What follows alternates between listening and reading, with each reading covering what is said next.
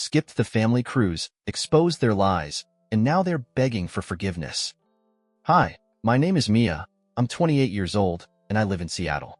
My family is a tight-knit group, or at least, that's what I thought until a week ago.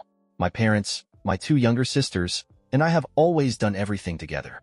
So when my mom announced last month that she was organizing a family cruise to celebrate my dad's 60th birthday, I was beyond excited. I hadn't been on a vacation in years because of my hectic job as a paralegal, and the idea of sipping cocktails while watching the ocean was like a dream come true. At least, it was until the details of the trip started trickling in. Initially, my mom told me they'd booked a week-long Caribbean cruise on a luxury liner. She sent pictures of the ship, the amenities, and the gorgeous destinations. Everyone was chatting in the family group chat, hyping it up. I noticed something odd, though. When I asked about the tickets, the conversation always seemed to shift. My mom reassured me, saying, "We'll sort it out soon." Finally, 2 weeks before the trip, my younger sister Lily let it slip that my parents had already bought tickets for everyone. Everyone except me.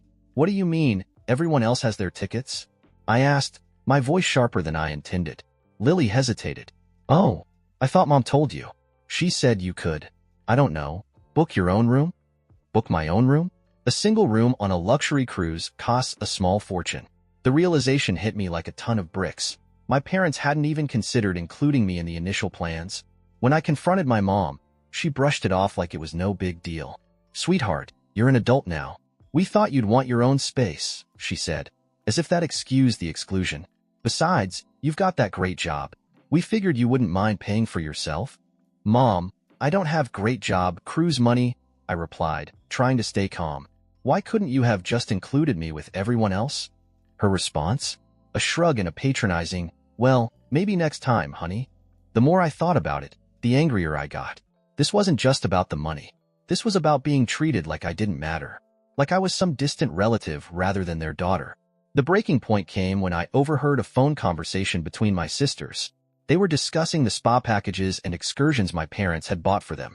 "Mom said it's like a gift for us," Lily said. "But Mia probably wouldn't appreciate it anyway." I made my decision right then and there. I wasn't going.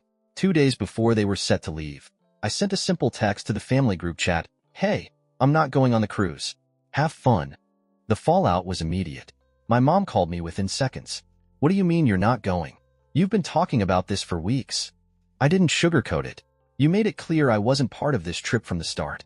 You didn't even think I deserved a ticket. So why should I go?" "That's ridiculous," she huffed. "You're being overly dramatic. I'm being treated like an outsider in my own family," I shot back. "I'm not spending thousands of dollars to feel unwanted." Dad tried to smooth things over, saying they'd reimburse me for part of the ticket if I came along. But by then, the damage was done. The day they left, I stayed home, turned off my phone, and logged out of all social media. Let them have their perfect little family vacation without me. Or so I thought. By the second day of their trip, I started getting bombarded with messages from my sisters, asking why they couldn't reach me. Apparently, something had gone wrong on the ship. At first, I ignored them, but then curiosity got the better of me. I opened my sister Lily's text. "Mia, we need to talk. It's important." What could possibly be so urgent? Was it guilt finally catching up to them? Or was there something more? Little did I know, the real drama was only just beginning. When I finally checked the messages, I was bombarded with a mix of desperation and confusion. My mom had sent multiple texts like, "Mia, call me when you see this. We need to talk. Why aren't you answering? This is serious. Please pick up. It's not about the cruise, it's about family." Lily, my younger sister, followed up with a series of increasingly frantic messages. "Where are you? It's not funny to ghost us right now. Something happened, and we're all freaking out. Call me back." I rolled my eyes. After the way they treated me, their sudden need for my attention felt hollow. But something in their tone caught my curiosity. It didn't sound like guilt. It sounded like panic. Against my better judgment, I called Lily. She answered on the first ring, her voice shaky. "Mia, oh my God, finally. Why haven't you been answering?" "Because I didn't feel like talking to people who excluded me from a family trip," I replied, my irritation clear. "What's so important that you're all blowing up my phone?" Lily hesitated, and I could hear voices in the background. "It's Dad," she finally said. "He collapsed during dinner last night." The world seemed to tilt for a moment. "What? Is he okay?" "They don't know yet," she said, her voice cracking. The ship's doctor stabilized him, but they're airlifting him to the nearest hospital. Mom's with him, but we're stuck on the cruise, and no one knows what to do. I felt a rush of emotions: worry, guilt, anger. How could this happen? And why were they reaching out to me? What do you expect me to do about it? I asked, trying to keep my voice steady. We need you to go to the hospital, Lily said. You're the only one who's not here. Mom's freaking out, and we don't have anyone else nearby. I hesitated. The logical part of me wanted to say no. Why should I jump to help a family that had pushed me aside? But then I thought about my dad.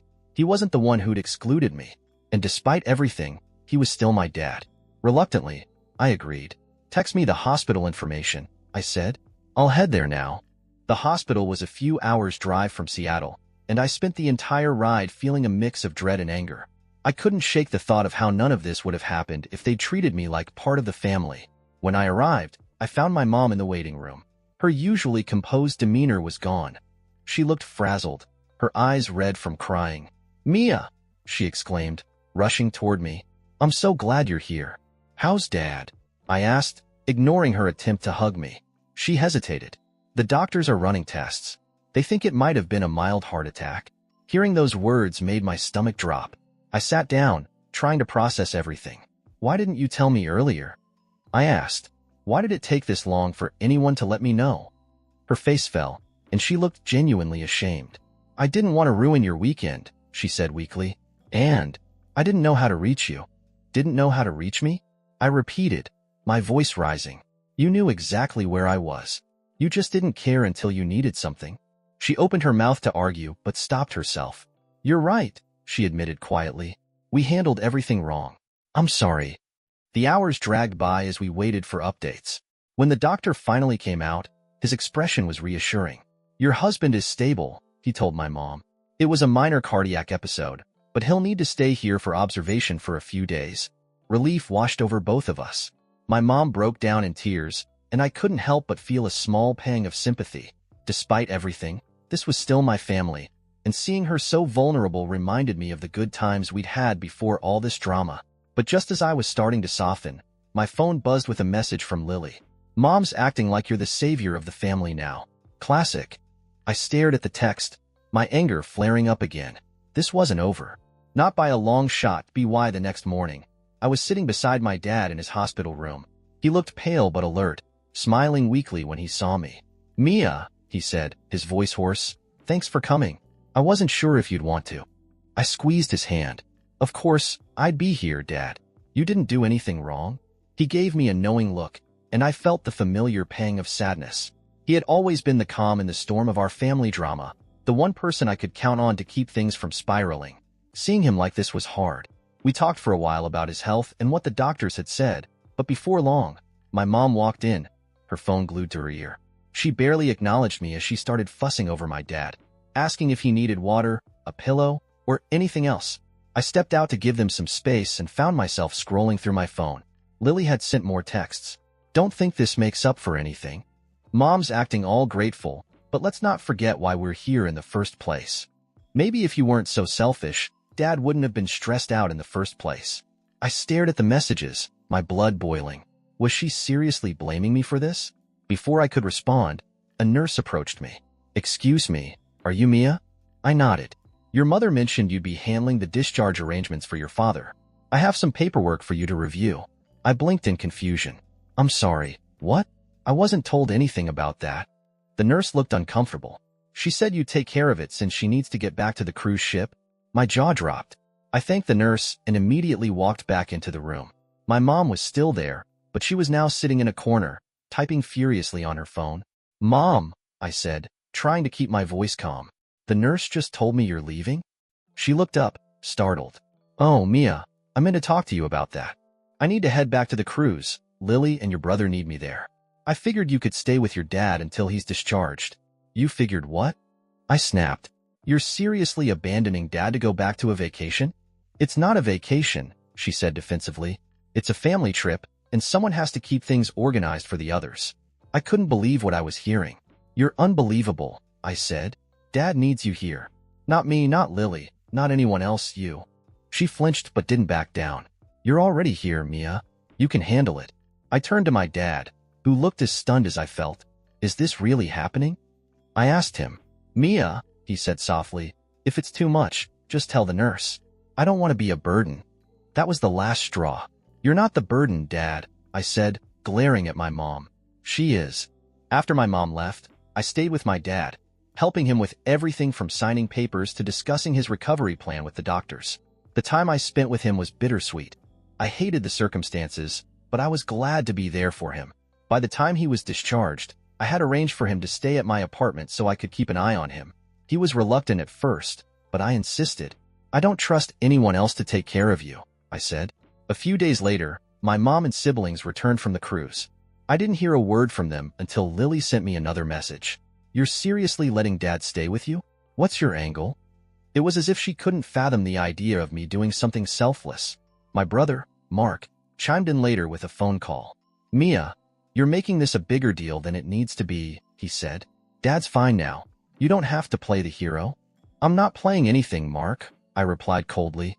I'm doing what none of you bothered to do, taking care of him. You're being dramatic, he said. Mom told us you were fine with it. Mom lied, I snapped, just like she lied about everything else. The silence on the other end of the line was deafening.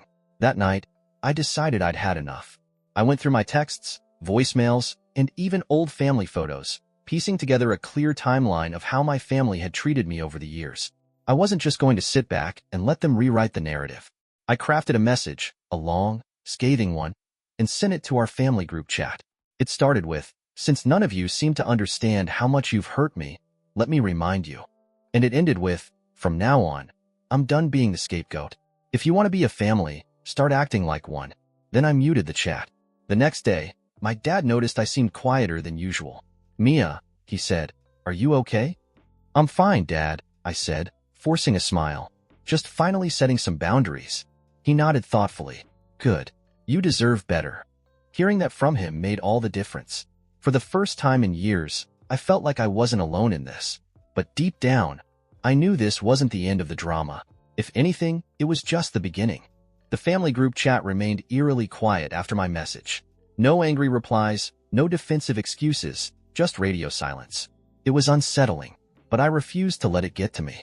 Dad was settling into my apartment well, and we were falling into a routine. He had a follow-up appointment scheduled, and I made sure to arrange my work hours around his needs. For once, I felt like I was finally in control of my life.